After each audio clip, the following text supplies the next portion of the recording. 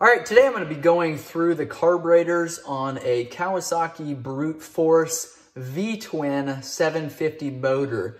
These carburetors are extremely expensive if you were to buy these new. They're fairly expensive if you were to buy them used, rebuilt. They are extremely pricey. So I wanted to walk you through how to clean them, how to properly clean them, so that you can have clean carburetors without spending $300, $400, $500 on a set. That being said, I am going to try to always have a good set of Brute Force 750 carburetors in stock, rebuilt, ready to go if you need them.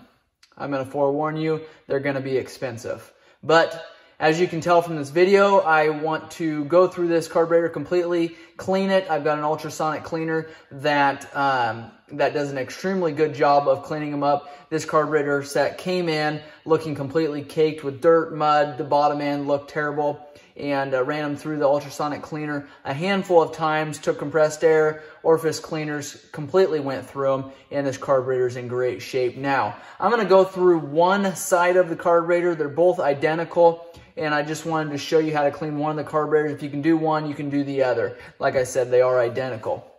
First thing I'm going to do, I'm just going to go over, say, this carburetor here. Again, it doesn't matter which side, they're both the same. Obviously, you can order, they're two different part numbers because of the way that they're situated, but the components inside, the way that they're set up, the jet sizes, the diaphragms, all that's going to be the same. On this carburetor here, there's 4 Phillips screws on the bottom here.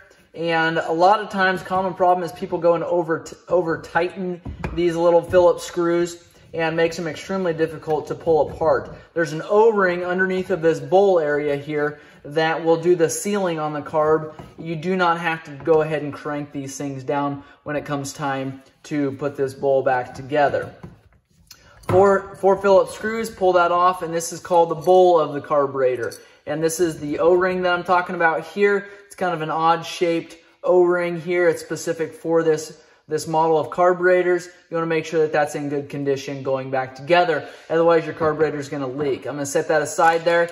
Another thing about this carburetor, you've got an Allen screw here. If you go ahead and spin this out a couple turns, you're going to have fuel start to dump out of the bottom nipple of your carburetor there. You want to make sure that you've got fuel line draining below the motor of your four-wheeler. Otherwise, that fuel that's coming out these bottom nipples here are going to just dump that fuel directly onto that engine of that four-wheeler. It's going to discolor the motor or cause some serious problems. So you want to make sure that that's got a good hose on there. Also, that being said, your four-wheeler is bouncing around on a trailer. Maybe it's sitting in the shop. Fuel is constantly dripping. Your problem is this overflow here. Well, your problem is this float, this needle and seat here.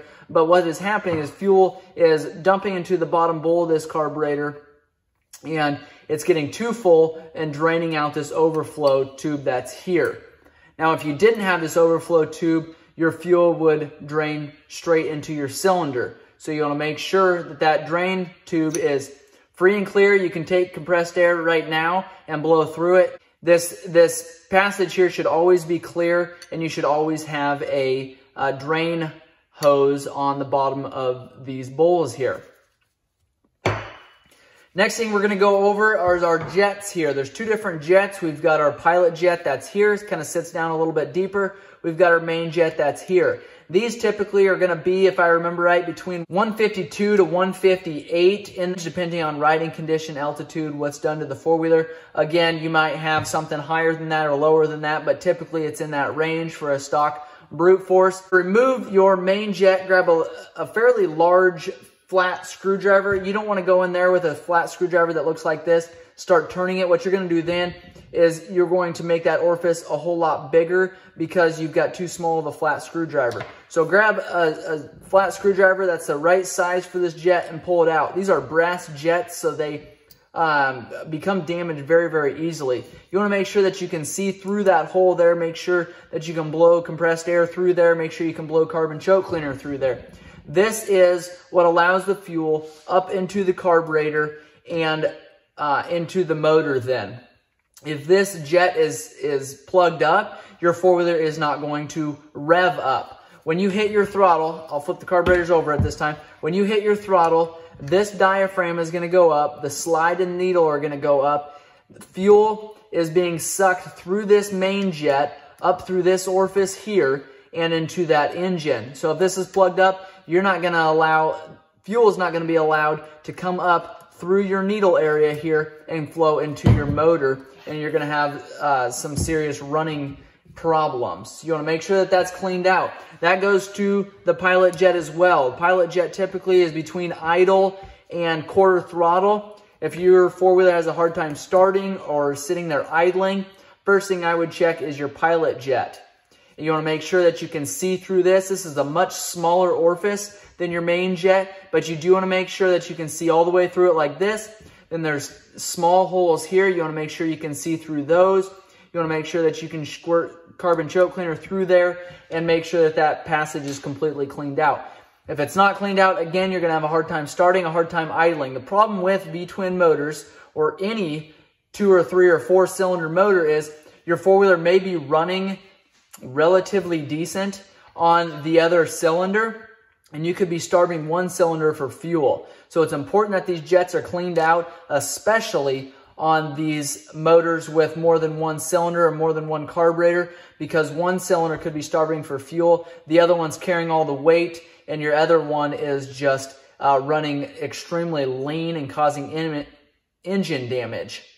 Okay, the next thing we're going to pull off here is our main jet holder. Takes an 8mm wrench to undo these, and you can take and unscrew this. Again, these are going to be brass, so they round off fairly easily, but want to be careful with it. You want to make sure that these orifices are cleaned out again. Make sure you can blow through this with carbon choke cleaner. Make sure this passage right here is completely clean, as fuel is going to be flowing up through here. Next thing we're going to do to clean our carburetor is pull our float off. Underneath your float is what you call the needle and seat, or the needle valve, and that's here. To remove the needle valve, you need to remove the float here. And these floats are adjustable. You can check your manual for float height on there. This one is set right, and I can show you how to check that. But you want to make sure that those are set properly. If your four-wheeler is sitting in the shop and just will not stop dripping fuel, and you may want to consider replacing your needle valve here. And that consists of this needle valve here. It's got a rubber tip on it. These become grooved and damaged. Sometimes you've got fuel coming from your fuel tank, goes in this orifice here, runs down these hoses, goes through this port here into your needle or your seat here, or your valve here. And if a piece of debris comes in here and sits in there between your seat and your needle, it's going to hold that needle open. It's going to allow fuel to dump in. If that fuel is dumping in faster than your overflow tube can handle, that fuel is going to go straight into your motor. So it's important that your needle valve is set right. It's important that these are in good condition. To set your float height, there's a little aluminum post here, and you can either push that down or up depending on what you need there.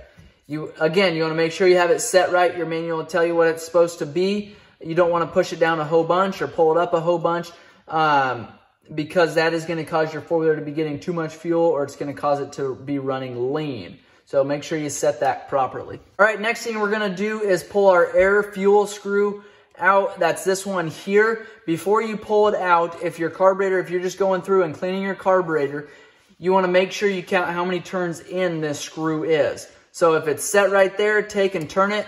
Half turn, 1.5, 2.5. So this one was set at 2.5 turns out. So now that we've got it completely set, we know it's 2.5 turns out. We can take and unscrew this all the way out. Make sure you pay close attention. These parts in here are extremely small. We can pull that air fuel screw out. It looks like this. You should have a little fine needle on the end there. You want to make sure that that's in good condition.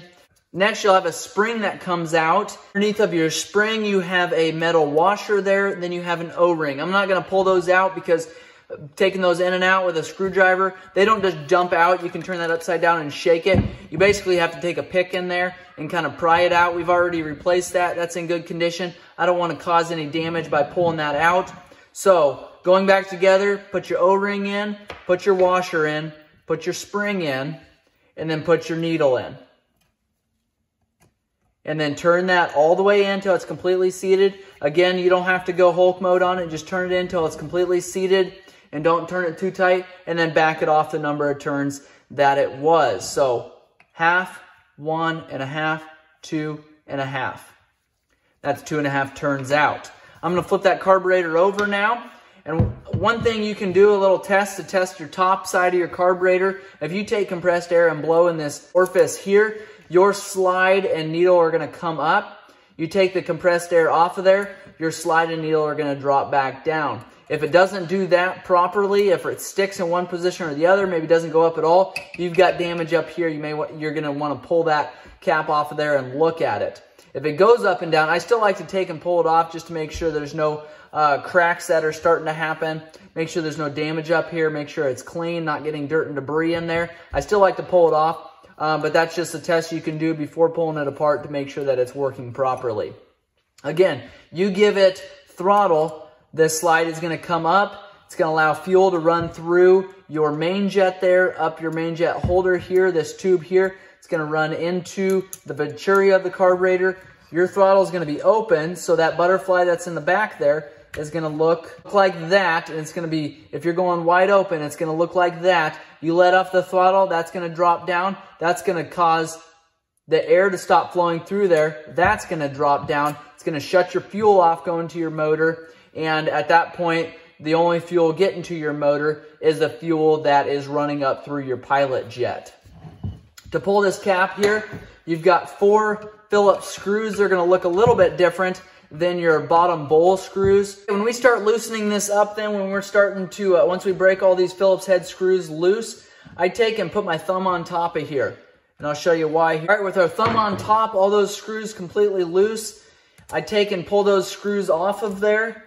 And then very slowly, I take my hand away from here. This is spring loaded. There's a little bit of tension here. It's not going to go flying everywhere. But you can take and pull that cap off, pull our spring off. Here's what our screws look like. You can see there's a collar on these. So no reason to worry about getting those mixed up. Now you can take your finger and push this diaphragm up. Because we've already pulled this carburetor and cleaned this carburetor, this diaphragm is free. A lot of times what happens is diaphragm will stick in the actual carburetor groove here, and you go to push it up like that, it's going to stick. Now you don't want to take and just shove it up, otherwise you're going to rip that diaphragm. You want to carefully peel that away from there. If it is sticking, you want to make sure that you don't damage it. These slides and diaphragms are extremely expensive.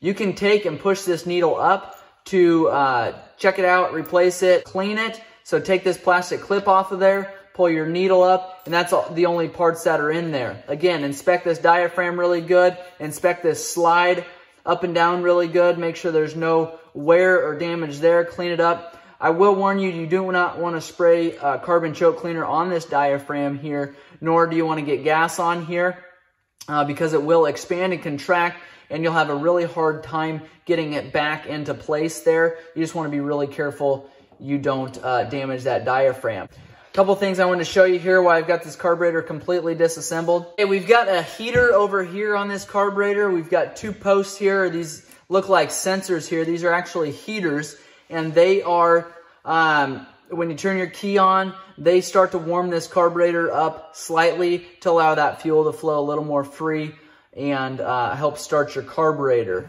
Okay, on this carburetor here that we have apart, we've got our choke plunger area here. And we've already pulled this choke off of there. I can show you a demonstration video of how that works. But you've got an area here where your carburetor or your choke plunger comes into it. You've got a holder that's held on by a little screw here. Holds that cap and that plunger into place there. You choke it up on your handlebars. You pull that choke lever there. It'll engage these plungers that are here. And then this one is on this side here. Same thing, it's got your holder right there, but there your plunger sits there. I said this earlier, but you've got fuel that flows in here, goes to this carburetor. I'm going to go down this fuel line here and go into this carburetor. You want to make sure that this area is completely cleaned.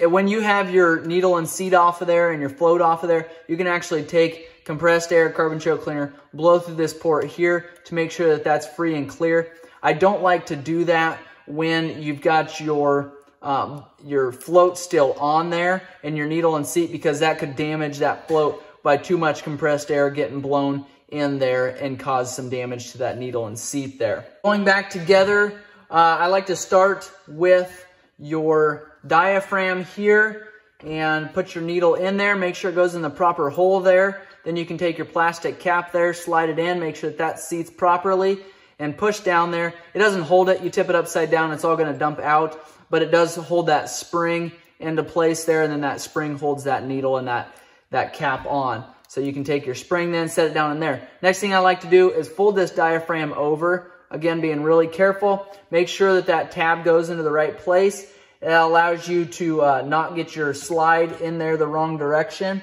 And then make sure that your needle slides right into the place that it needs to, where your main jet holder is here. What I like to do is I'll take and hold this carburetor up. I like to take my finger then, as long as I know that my needle is in the right place there, with my diaphragm folded over like I have it there, I like to hold this slide up so that I can get this diaphragm put in position here. If I take my finger out from underneath of that slide, it's going to take and it's going to push that down. It's going to suck that diaphragm out of its position there. And then I'm going to have a hard time getting that cap on there and sealing it all at the same time. So if you fold it over like that, you can, a lot of times that gives you enough room in there to get that diaphragm in place. Making sure your tab's in the correct position. Take and set that cap down on there. Now you want to take and make sure that you got pressure on there. Still holding my finger underneath of that slide there. I take my thumb, put it on top of the cap. That way make sure and hold that diaphragm into place there. And then go ahead and set my screws in. Start snugging these up. I like to make sure that I got at least 2 snugged up before I let go of that diaphragm there. Okay, get those snugged up, then you can let go of that slide there. You want to take compressed air, again, blow through that port there. Make sure it slides up and down freely like it does. Flip this over. Now we're going to start put our bottom side here back together. Take our main jet holder there, put it into place. You can take your 8mm wrench and snug that up. Again, you don't have to tighten it a lot. Take our main jet, put it into place there. Snug that up, tighten it down. Take our pilot jet, slide that in.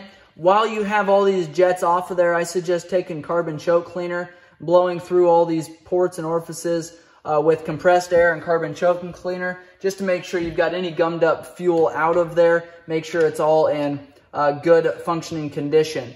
Take and set our needle on the float here. It doesn't matter which direction it goes. That pin is right in the middle. Take our pin, slide it through the float. Slide that into place there. Grab your Phillips screwdriver. Make sure that that stays into place there. If you have to put your finger on it to hold it, you can do that. But you don't want that coming out of its groove there. Snug that up. This is all aluminum. This whole casing is aluminum. These caps are aluminum. A lot of aluminum parts here. You want to make sure that you don't take and damage any of these threads on these machines here. Take our cap then, make sure that this seal, this O-ring is in good condition. Replace it if you've put a carb kit in there. Take our 4 Phillips screws in, put them in there. Snug those Phillips screws up. Last thing here, we've got our idle adjust, which is this knob here. It sits underneath your carburetors. What is happening here when you adjust your idle, when you turn this screw counterclockwise, you're lowering your idle down. You turn it clockwise, it's turning your idle up. What that's doing is open up these butterflies. So it would be essentially like giving your four-wheeler throttle. And you can do that just like that. You can see those butterflies open and close. So in the same way, you turn this idle up, it's going to open these butterflies up. You can sync your carburetors with this screw here. You want to make sure that they're opening and shutting at the same time. Make sure they're allowing the same amount of airflow through those carburetors. Make sure those are in good condition. Your throttle cable that runs into here is going to run around this butterfly here, and it's going to sit in that orifice there. And so you push your thumb throttle there, it's going to take and open up those butterflies and turn this pivot area just like that. This link here is what connects those 2 carburetors together, opening your throttle. There is a plastic cover that goes on top of this housing here. You want to make sure that that's sealed properly. This isn't completely waterproof and sealed as much as, say, your top and bottom caps on your carburetors, but you do want to make sure that you have a cap on here. That way you're not getting dirt and debris, sand and rocks into this pivot areas here, causing your throttle to maybe stick, open, or closed and cause some serious damage. To pull this complete cover off, you've got a handful of Phillips screws here that can be removed, and then you've got your bolt here that can be removed. So any questions on this, make sure you leave those in the comments below. This is a Key-in carburetor. It's got a CVK. Again, this is a twin cylinder, a V-twin motor. So you've got 2 carburetors here. You want to make sure and clean them out. This video has been helpful. Make sure you like and subscribe. Make sure you check out our other videos on the Kawasaki Brute Force. If you've got more videos you want us to do on this model, make sure you leave those in the comments below. Again, if you're needing a carburetor, check out our store online. I'm going to try to have these always available and always cleaned and ready to go. If you guys are needing them, let me know. I appreciate you guys watching. Have a good day.